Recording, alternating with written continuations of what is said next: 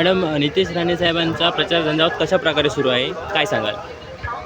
प्रचार तुम्ही आत्ता बघताय हा आम्ही फक्त ऑफिशियली करतोय. ॲक्च्युली साहेबांचं गेली 10 वर्ष जे मतदारसंघात काम आहे त्याच्यासाठी त्यांचा प्रचार करण्याची तशी गरज नाही आहे. त्यांनी पूर्ण मतदारसंघ स्वतःहून बांधलेला आहे.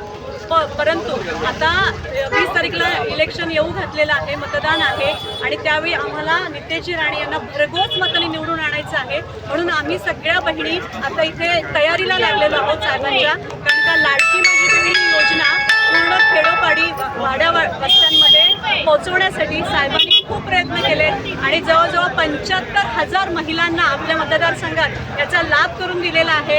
आणि याच्यासाठी आम्ही सगळ्याजणी त्यांचे खूप खूप ऋणी आहोत.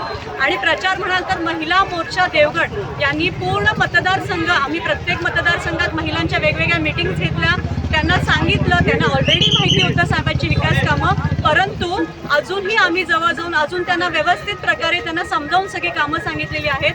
लाडक्या बहिणीच्या माध्यमातून आम्ही त्यांच्यापर्यंत पोहोचलो आणि आज तुम्ही पाहाल याचा रिझल्ट 23 तारीखला की यावेळी साहेब भरघोस मतांनी निवडून येतील आणि नक्कीच आमदार नितेशजी राणे हे मंत्रिपदावर जातील. आणि यासाठी आम्ही महिला मोर्चाने पूर्ण आमच्या तालुका अध्यक्ष इथे आहेत, उषाकला केळुसकर मॅडम आहेत, आमच्या जिल्हा उपाध्यक्ष साळसकर मॅडम आहेत, शहर अध्यक्ष आहेत, आमचे नगरसेविका सगळे आहेत. ही महिला मोर्चाची पूर्ण टीम घेऊन आम्ही गेला महिनाभर आमच्या मतदारसंघात फिरतो आहोत आणि सगळ्या मतदारांपर्यंत पोहोचतो आहोत. आणि तुम्ही याचा रिझल्ट तुम्ही 23 तारीखला बघायला साहेब भरघोस मतांनी निवडून येतील. आमचं ठरलंय नक्की,